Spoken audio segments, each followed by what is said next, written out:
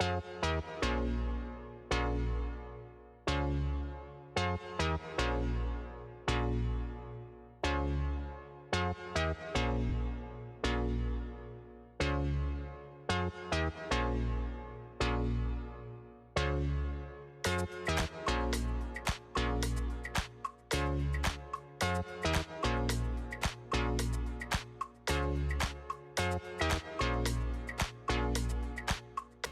welcome to the TC. My name's David, and today we're going to be taking a look at the iPhone XR. Is it worth it in 2020?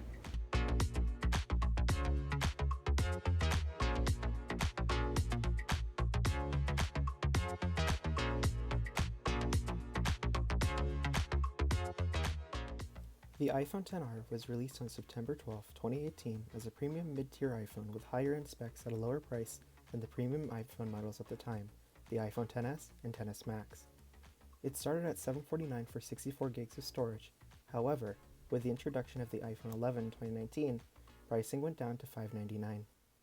The iPhone XR features a glossy glass front and back with aluminum sides and a rear camera that protrudes from the back.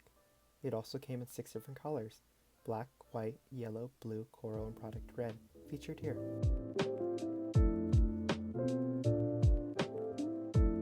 Moving on to the cameras, the iPhone XR has 2 cameras, one on the front and one on the back. The rear features a 12 megapixel shooter with a wide f1.8 aperture.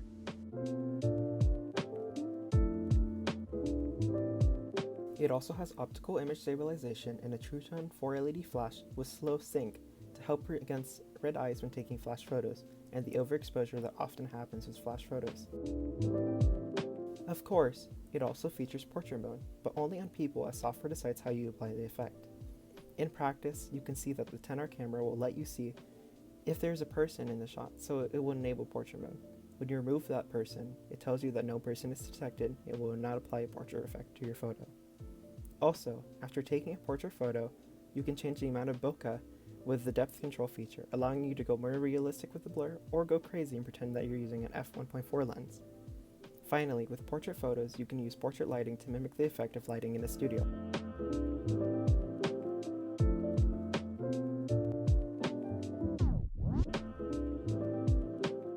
If anything, it's a fun little effect to play with, but I wouldn't use it for anything serious. Also, with the introduction of this phone, Smart HDR made its debut, which allowed for photo and video that had much more wider dynamic range. You may remember though, that when this was first released, there were issues with it in the beginning, where it was actually applying the effect way too much, causing a beauty-like effect to be placed on people's faces. Over time, updates allowed for this effect to be subdued, and the beauty effect was reduced. In terms of video, the rear camera is able to shoot up to 4K video at 60 FPS. By using 4K at 30 FPS allows for extended dynamic range using Smart HDR. There is also slow motion support for 1080p at both 120 and 240 FPS.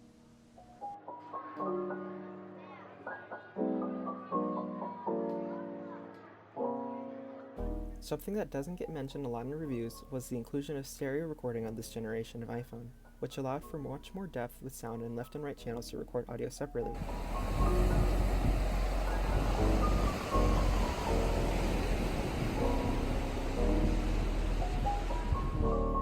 The iPhone XR has a 6.1-inch Liquid Retina HD display with a resolution of 828 by 1792 pixels and a 19 by 5 by 9 ratio.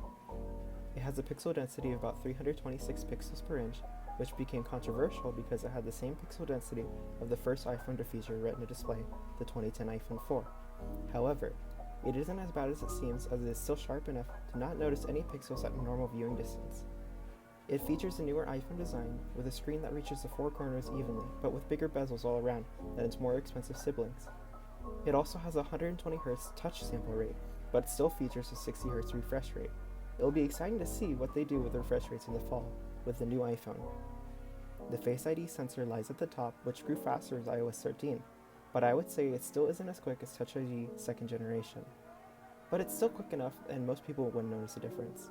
The brightness is good at 625 nits max brightness, and it's very vibrant with the inclusion of the P3 color gamut. This iPhone also has a True Tone display, which changes the color temperature of the display to be warmer or cooler depending on its environment. It's something you don't really notice until you turn it off, but it makes looking at the display easier on the eyes. Another notable thing with the iPhone XR is that Apple removed 3D Touch in favor of haptic touch, which is essentially long presses that replicate the feeling of 3D touch, using the haptic engine to create vibrations. The processor in the XR features Apple's A12 Bionic chipset with a second generation neural engine allowing for better machine learning on the device than its older siblings, the iPhone X, 8, and 8 Plus. It features 6 cores in total, 2 high-performance cores at 2.5 GHz each, and 4 low-power cores at 1.6 GHz each. However, they can all activate together at the same time to create a 6-core processor effectively. Looking at Geekbench scores, we can see that the A12 Bionic in the XR is still very capable and even faster than the OnePlus 8 and S20 Ultra in single-core, but in multi-core is more comparable to phones such as the Note 10 Plus, OnePlus 7, and S10. However, I would say that the iPhone XR is still a very powerful phone and wouldn't be surprised if it got 4 more years of support from today, as iPhones tend to have multiple years of software support. There isn't much to say about battery life with the iPhone XR, except that it's very good and you shouldn't have to worry about getting through your day with this phone. I usually end my day with about 40% on this phone, but with the pandemic, less phone usage for me allows me to end the day around 50 or 65%, so I could easily get through 2 days on this phone currently. Also, the fact that the XR is thicker and loses features like 3D touch and a higher res screen means that the battery itself can be larger. In fact, the battery size on the XR is 2,942 mAh.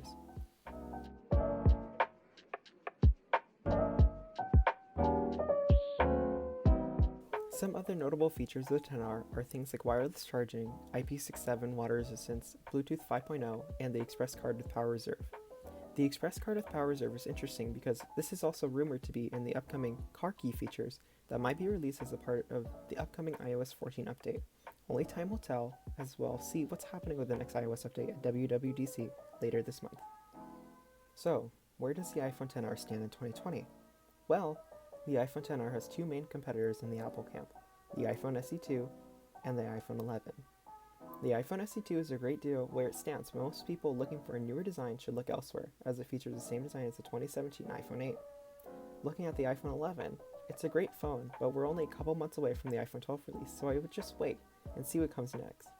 The worst part is waiting, but even then, you could score a lower price for the XR, 11, or even SE2. Alternatively, if you own an iPhone XR, it's definitely worth keeping it right now and waiting for the fall to see what's going to be released and decide whether or not you want to upgrade.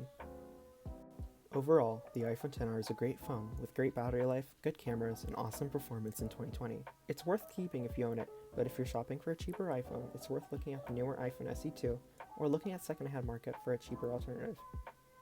I've personally been daily driving an iPhone XR since last year and have seen many of the drawbacks and benefits it has.